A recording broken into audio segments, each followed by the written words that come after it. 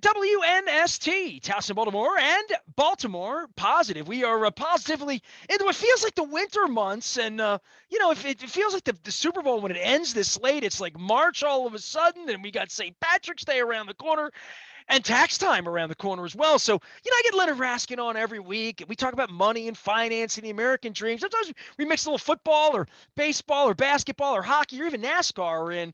But, Leonard, I said to you, we're bringing you on, I'm like, God, it's almost like March. It's like a short month. And then all of a sudden it's like, hey, where's my 1099s? Where's my tax situation? And I think it's something that everybody's thinking about. Is there anything weird that's going on with COVID that people have to think about? Because the last couple of years, taxes, tax dates, everything's been a little weird, right? Well, Maryland did delay the Maryland tax due date. Now, the federal in the past couple of years has been delayed July, October, which is been kind of amazing if you're a taxpayer, but everybody needs to know in the past when they've done these delays, you still had to pay by April 15th. You just got to file later. But Maryland lets you file late and pay late. And they're doing that again this year with a little delay, which is nice. People get a little extra time to scrounge their money together if they haven't gotten it all paid in. Certainly for the self-employed, those that pay quarterly, that's a big thing. For the employees, you still owe the same, though, right? You still what's that? You still owe the same if you. Oh, you still owe the same. You just hold on to it maybe for another month. For the employees in the world, it comes out of your paycheck, makes no difference. If you're getting a refund, file that return as soon as you can to get that money in. Now, 1099 is another story. Bank accounts, mutual fund companies, your brokerage firm, they send out 1099s to tell you what the heck happened in your account last year. Interesting thing, this is a number of years ago. It's not anything recent, but people don't realize it. You used to have to get 1099s out by the end of January. So first week of February, second week of February, the phone starts ringing off the hook. The emails start coming in. I'm familiar with this. Where's my 1099? Where's my 1099? Can I get my can you send me my 1099? Well, the government changed the law a number of years ago that said they don't have to be out till February 28th. And the reason was a lot of people were getting 1099s, doing their taxes, and then there would be an amended 1099 that you'd get in February because the numbers just weren't quite right. And then you'd have to file an amended tax return, and then you'd have to pay for that or do it online or have your accountant do it and pay for it. People got all upset by that. So CPAs of the world, brokers of the world started petitioning the government. The government said, okay, we don't want as many amended documents going out, so we'll just let you send them out by February 28th. Problem is, they didn't really tell the public that in a big splash. So everybody says, well, the end of January, I haven't got my 1099. Where's my 1099? What's going on with my 1099? I want to file my taxes. I want to get my money done. I want to get it over with. Well, they just have to wait. And so most of the firms, all the firms we work with, and most of the ones the public works with, if you have online access to your account, it's a really good thing. If you don't, you should have, so you can see what's going on in there if you choose to. But also these days, a lot of people, because of the Postal Service, it's much easier to check out your statements a few days after the end of the month online. Or in this case, you can most often log in and get your 1099 pulled up on your account, go into statements and pull it up, look for tax documents, get your 1099, download it, print it out, do your taxes, go on about your business. But yeah, we're getting a lot of calls, a lot of emails. Where's my 1099? I need my 1099. Scratching my head because I can't do my taxes without my 1099. We're saying, look, relax. It's another couple of weeks yet in February. I mean, a week, whatever. February's not quite gone. And although March is evaporating quickly, though. It really is. It is. I have a friend whose birthday, you'll appreciate this, our age. Okay. So he'll be 58. But he doesn't have a birthday. He was born on Feb 29. My third grade teacher, Miss McDermott, was born on February 29. It's very cool. It's very cool. He'll be 60 and I'll be sending him a card saying happy 15th birthday. I always felt bad for people that had their birthdays like on big holidays, like on Christmas or, whatever. Because the whole idea of celebrating is to celebrate, right? A little bit, right? So I said to him, I've said to him for years, when do you celebrate that? He said, well, you can't do it on the 28th because it's not here yet. And by the 1st, it's gone. So really, you just don't. Every 4th year, just like the Olympics. Have you watched the Olympics at all? Or have you I've caught a little bit. I do like watching the Olympic hockey. It's sad that the U.S., both men and women, lost. Although the women put up a decent fight and got the silver against Canada. The men did nothing. They were not even 4th They were eliminated in the tournament. They were the number one seed, oddly enough, which is kind of weird since the NHL players weren't playing. So caught a little bit of that. Love the half pipe. Love watching these 20-something Japanese snowboarders pull these 20-foot high outside the pipe moves, flips. What I don't know what the heck they are. I don't know how they land. I don't know how they don't kill themselves. And as my wife likes to say, how do you practice that? Because you got to get hurt. You got to first time you do it. Snow. How do you do it? I always think that when I see, like when I would see Shaun White down at, I went down to the stadium when they were doing their tour thing, and I'd see it. I'm like, I get that you could be good at that, but like things like dunking a basketball or making a golf shot, those are all things that like we're familiar with. The thing about where you're getting vertical and there's flying involved and different things. It's not like just the flying, it's more the gravity. Okay, when you're hitting a golf shot, if you mess up, you just look like a fool. But in the half pipe, gravity says you mess up, there's broken bones involved. I'm not into pain. So by the way, great John Mayer song you just plugged there, a little Gravity, There you go. It's getting the best of me. Leonard Raskin is here. He is Raskin Global. So, we did all the boring money stuff and the financial stuff. Let's get to some sports here. Okay. You're a Big Ten parent.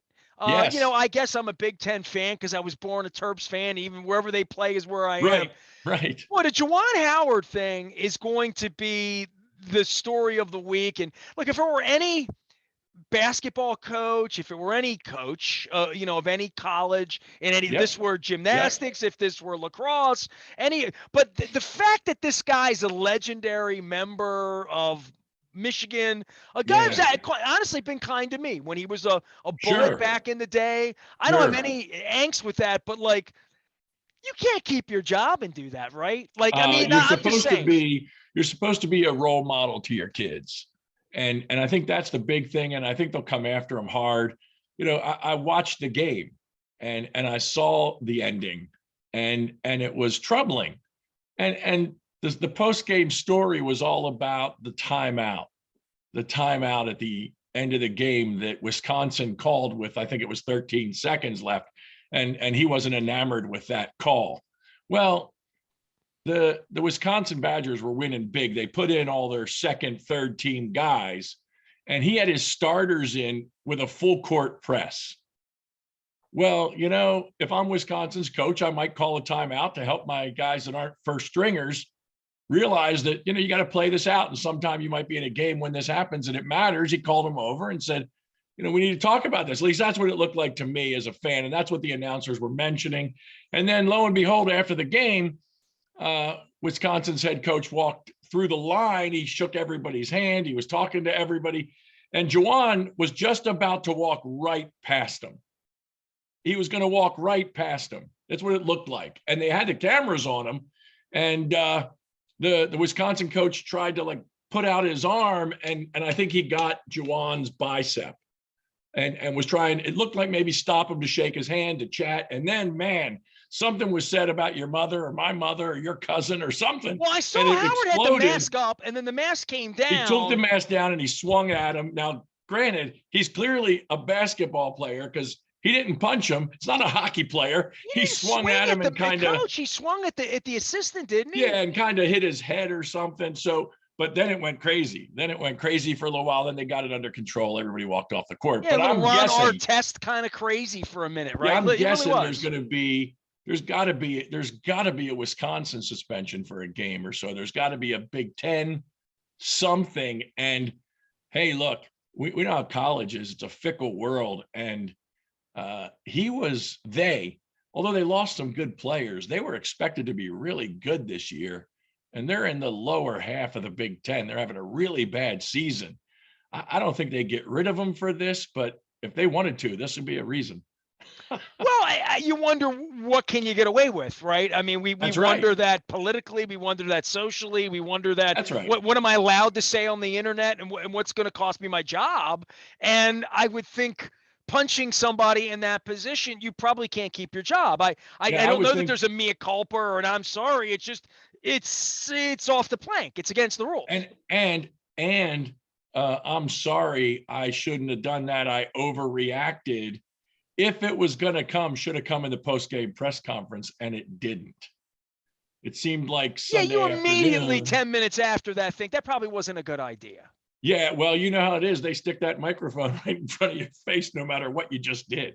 Well, the Win, lose, NBA's or trying to draw. take that away. You saw that, right? You and I have been talking about media access. We've been talking about the last time that I was in a room with a football player. You mentioned Yep, that microphone. That's the reason the coaches don't like the media, because that's how the Ryan Leaf thing happened. I saw Ryan Leaf. Ryan's a good man. I saw yep, him, 2 weeks ago. That's how those type of things happen. But part of that is being a professional. Being a that's right. professional. There are days you've lost money in the market, Leonard. I know you don't brag about those, but those days have happened. And on And those days, you don't call your client, yell at your client. You don't call the media and yell at the media. You don't call your wife and you don't yell at anybody. You suck it up like a human being, like a professional, and you deal with it head on, because that's what you're being paid millions of dollars. and It's the highest paid employee in the state. is he still after Well, Jim got John, his he new wasn't right. contract? Jim got money Jim Monday, might right? gotten new But he ain't money. cashed it yet. He ain't cashed that check Right, yet. right. Just Jim hasn't cashed in on his, which speaks to another financial point. Good segue there for just a moment. ah. Interesting. Back in the day when Jim was hired by Michigan, I was just talking about this with a colleague last week. When Jim got hired originally with Michigan to be the head coach, actually, that team up north, my son would beat me for saying Michigan. But anyway, Ha! You're not a student, though. They don't throw you out for that. right, right. They're not going to throw me off campus. They'll But throw you off anyway, campus for that, but not for the coach punching somebody. right. That's right. That's right. But Harbaugh got a big, big contract. And then on top of that, the university did a deal where they borrowed millions of dollars. They actually lent him millions of dollars a year to buy tens of millions of dollars of life insurance. A, to benefit his family, B, to be his part of his retirement plan, and C, in a Fortune 100 brilliant deal, when he dies, the university gets back every dollar they ever paid him through the proceeds of the insurance.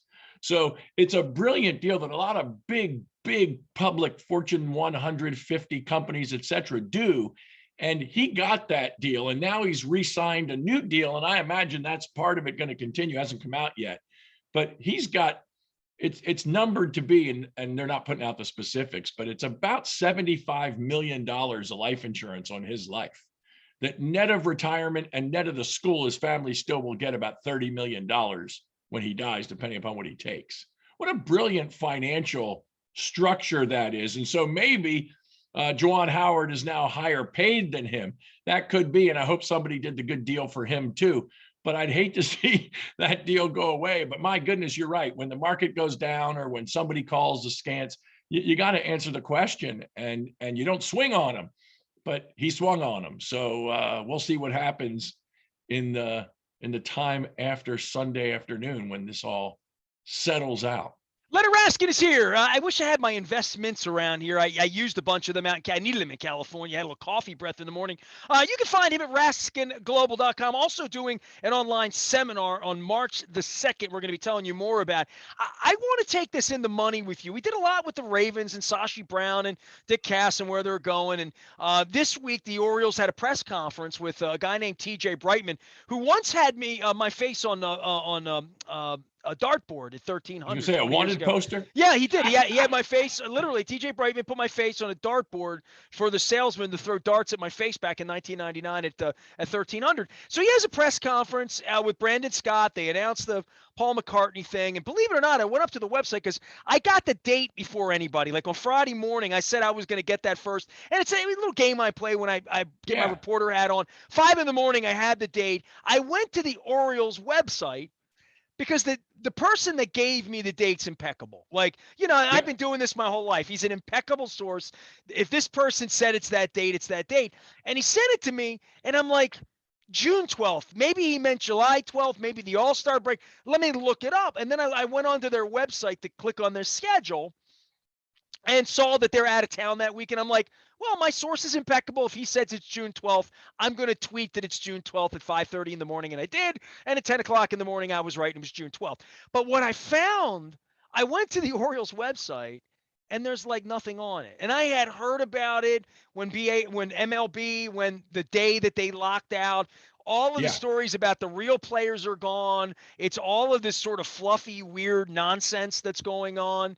The business of baseball. I mean, you manage money for a living, you manage risk for a living. I was vested in baseball 30 years ago, right? Like baseball was the only sport here. I was a Yeah. sports radio guy and a baseball. I am so far removed from that being my life. And for at that time, it was about ticket takers and peanut vendors and vendors downtown and jobs and the groundskeeper and who, all of this. 30 years later, I feel like we're asleep on this, right? And the money part of this is that there are a lot of people bet in on baseball still, and they're sitting around with an empty bag, sort of holding it right now. First of all, the fans, the stakeholders, to go to the website and say, is there a game? Will there be a game? My dear friend at the Chaucer the other day, I hold up my, I want to give all my sponsors some love. You can get naughty at the Chaucer. You and I should go over there and get some wings in There you go. Highlandtown. They offered him an Oriole bus for opening day. And he said, great, when's opening day? You know what I mean? How do you conduct business like Right. this? Right. And the owners and the players, there's a lot of money here, but more than anything, your financial head getting around the damage they're doing right now. Well, they're killing their model. It's kind of like the school world with the shutting down schools and the colleges with charging full tuitions for virtual classes, and now baseball.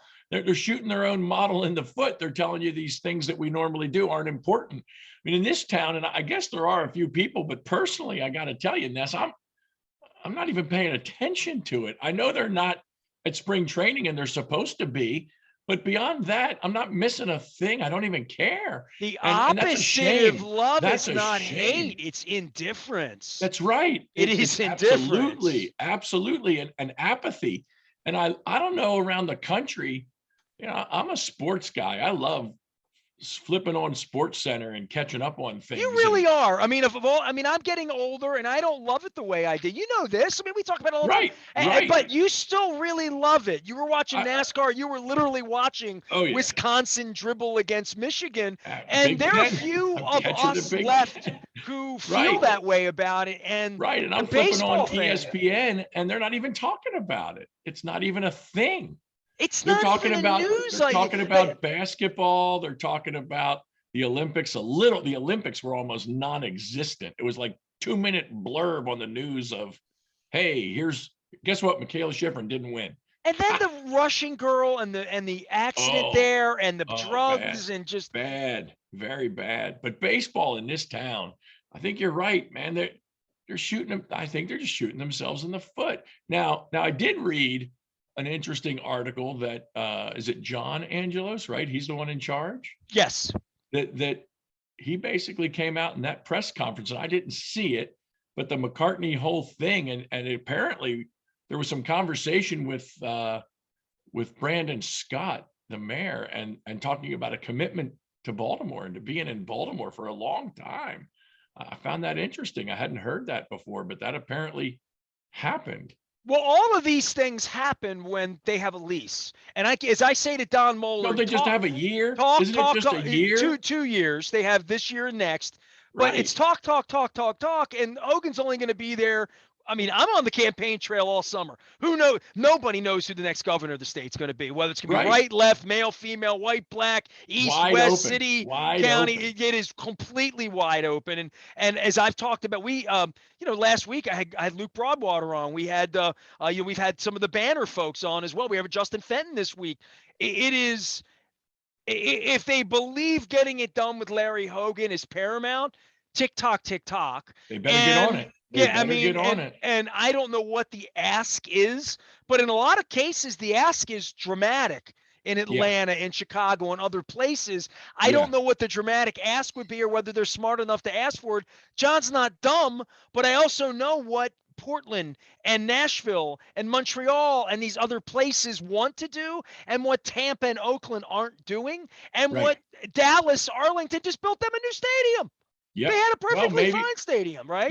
Maybe they're looking, other teams are looking to move. I don't know. Hey, Leonard, I was out in LA last week. Tampa was trying to do the half Tampa, half Montreal thing. That was wild. Here's the amazing thing, right? Like I spent 10 days out in Southern California, mostly in downtown LA, but I was in Santa Monica, Hollywood. I was down at John Wayne to fly out, which is more Angels country down Yeah, in the South part. yeah, I saw Angels hats everywhere. I saw Dodgers hats everywhere. Didn't see a lot of Lakers stuff. I saw Rams stuff because they were in the Super Bowl around right. football oriented stuff. But I'm talking about just walking out on the street, being in an Uber, and being in restaurants. I saw more baseball gear than I saw football gear. And that speaks to championships being won there, the tradition of it being there. Football wasn't there for 25 years, right? Right. So And you got what's his name? Just lost it. Otani and Trout. Otani, right. Yeah, well, Showtime. Showtime. And baseball out there is huge. Here, if I see somebody wearing an Oriole hat, I'm kind of stunned. Most baseball hats you see around these parts, which just annoys the heck out of me, are Yankee hats. I don't know what the heck people are doing wearing Yankee hats, but for some reason they are. But you don't see a lot of Oriole hats. And the next jersey that I see that's not Ripken or older will be the first. There's not a lot of going on there. Now, the minor leagues apparently are excellent, but let's hope we can see some of that happen, because I'd like to go back on a nice sunny summer day and watch the game. One last thing on the press conference, and not baseball. So I am an American Express card holder, okay? And I only say that because there's a deal where you can sign in early as an American Express card holder to get tickets to Paul McCartney. okay. And then the regular public tickets for everybody else go on sale like the 25th. Are you going to McCartney? I don't know. But Okay. let me just explain this here. The American Express priority tickets are supposed to go on sale the 22nd. Then the public sale tickets go on sale 25th. Now, I am by no means nobody special with American Express. Lots of people have those cards. Lots of people know how that works. I just happened to go online to like StubHub, Ticketmaster, whatever. There are some box seat tickets at Camden Yards for Paul McCartney on sale for $700. How is that when they're not on sale yet? Who's selling those? Explain that to me, could you? Well, I can't, but I would ask Mr. Angelos, but he was unavailable on the Zoom. Is that like we're on the come? We know we're going to get these tickets, so we're prepared to sell them for that the minute we get them. I'm pretty sure. But if you put in buy now, I didn't do it because I didn't want them for $700. I'm wondering what I'm buying. Am I buying air with hope? Is that how this works? Or is there already a whole block of tickets nobody's going to be able to buy? Leonard, I'm going to give you some advice right now. Live and let die, okay? Live and let die, okay? There we go.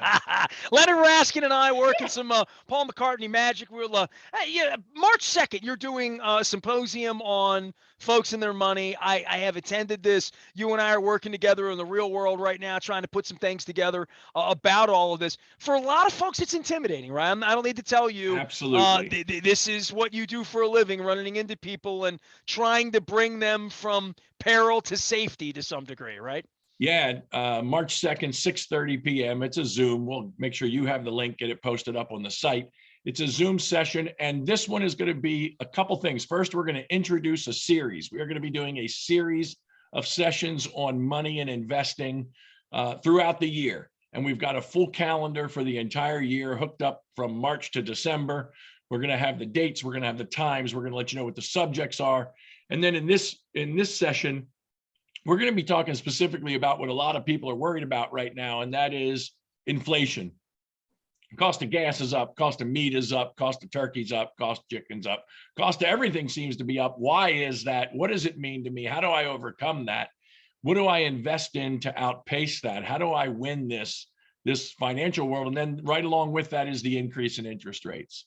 What does that mean to me buying a car, refinancing a house, buying a house, putting my kids through college? What does the increase in interest rates mean to me personally? And how do I deal with that coming at me?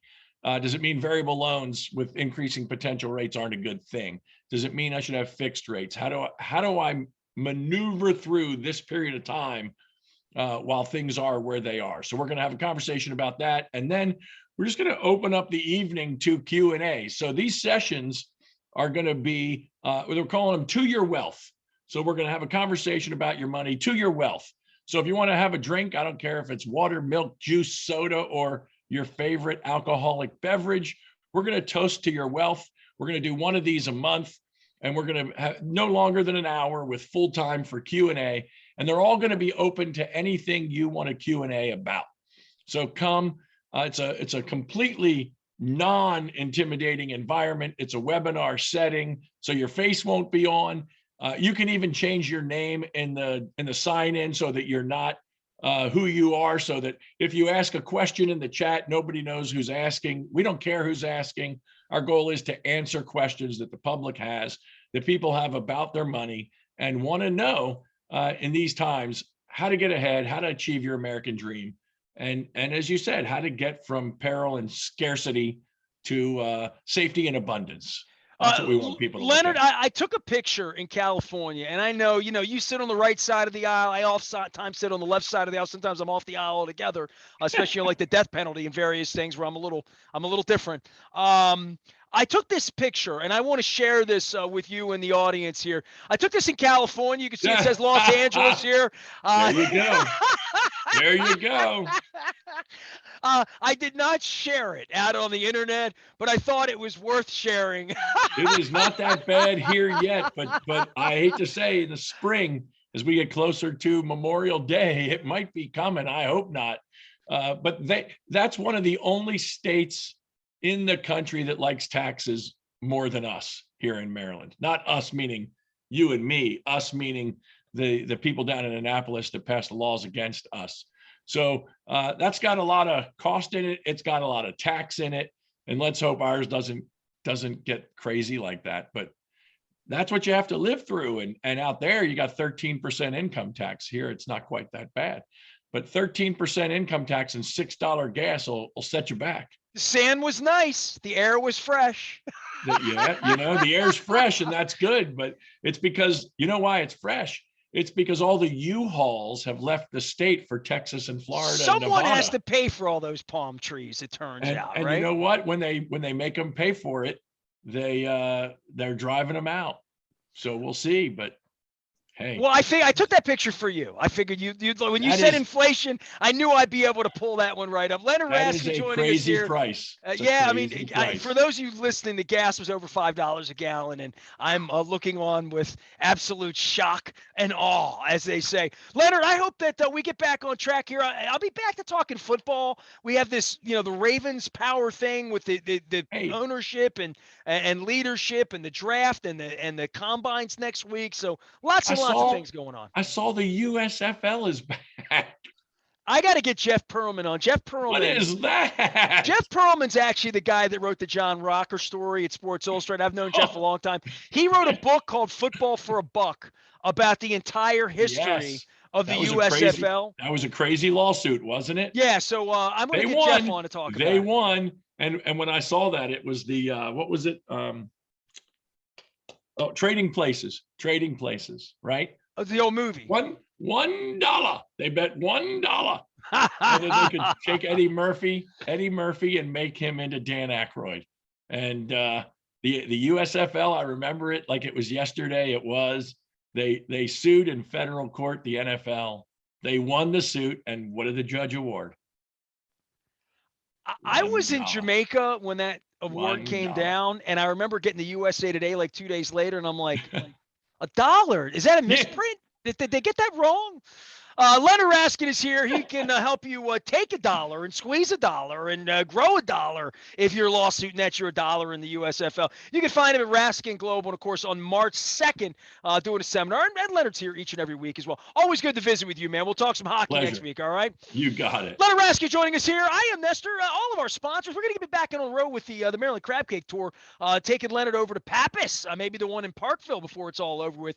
We're doing that on March the 4th. We're starting the tour at Mama's on the Half Shell in Canton. I'm putting a whole litany of dates together into March, April, and really doing a whole lot in the month of May to fatten me up. I am Nestor. We are WNST, AM 1570, Towson, Baltimore. Talking about your money, talking about sports, talking a little BaltimorePositive.com.